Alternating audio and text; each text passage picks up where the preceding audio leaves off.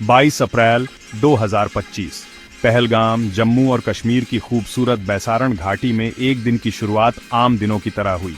हवा ताज़ा थी, सूरज चमक रहा था और हरे भरे मैदानों पर टूरिस्ट घूम रहे थे। घाटी में हंसी की गूंज थी क्योंकि लोग पोनी राइड्स का मजा ले रहे थे। उनके कैमरे खूबसूरत नज़ारों को कैद कर रहे थे। उन्हें क्या पता था कि परछाई में दहशत छिपी है जो शांति को तोड़ने का इंतजार कर रही है। अचानक गोलियों की आवाज ने हवा में हंसी की जगह चीखों से भर दी। भारी हथियारों से लैस आतंकवादियों का एक समूह, जिनके चेहरे नफरत के नकाबों के पीछे छिपे थे, घाटी के आसपास के घने जंगल से निकला। उन्होंने बिना सोचे समझे टूरिस्ट पर गोलियां चला दी, जिससे खूबसूरत जन्नत खून खराबे में बदल गई। लोग जान बचाने के लिए इधर उधर भागने लगे। उनकी चीखें गोलियों की आवाज में दब गईं। बैसारण घाटी की खूबसूरती मासूम लोगों के खून से सन गई। आतंकवादी अपना मौत और बर्बादी का मिशन पूरा करके जंगल में वापस घुस गए।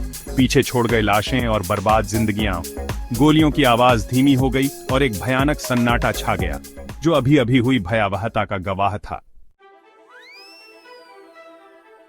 उसके बाद तो बस हाहाकार मच गया। घायल मदद के लिए चिल्ला रहे थे। उनकी चीखें अपनों को ढूंढ रहे लोगों की आवाजों में मिल रही थीं। कभी जिंदगी से भरपूर घाटी अब अकल्पनीय दहशत का मंजर बन गई थी। पीड़ितों में 26 लोग थे, जिनकी जिंदगी इतनी बेरहमी से खत्म हो गई। वे भारत के अलग अलग हिस्सों से आए आम लोग थे। छुट्टियां मनाने वाले परिवार, हनीमून मनाने वाले जोड़े, एडवेंचर की तलाश में निकले दोस्तों का ग्रुप। लेफ्टिनेंट विनय नरवाल, भारतीय नौसेना के एक बहादुर अफसर, भी मारे गए लोगों में शामिल थे। उनका उज्जवल भविष्य खत्म हो गया। कश्मीर की खूबसूरती से आकर्षित होकर आए विदेशी टूरिस्ट भी नहीं बचे। हमले में 20 से ज्यादा लोग घायल हुए। कुछ की हालत गंभीर थी। उनके जख्म तो भर जाएंगे, लेकिन उस भयानक दिन के जख्म शायद उन्हें हमेशा सताएंगे। बैसारण घाटी पर हमला सिर्फ मासूम लोगों पर हमला नहीं था, यह इंसानियत पर हमला था। हमले की खबर से पूरे देश और दुनिया में सदमा फैल गया। सरकार हरकत में आई और अपराधियों को पकड़ने के लिए तुरंत एक बड़ा अभियान शुरू किया। सुरक्षा बल पूरे इलाके में फैल गए, घने जंगलों में तलाशी ली, आतंकवादियों को सजा दिलाने की ठान ली। प्रधानमंत्री नरेंद्र मोदी ने अपनी सऊदी अरब यात्रा को बीच में ही रोक दिया और देश को संबोधित किया।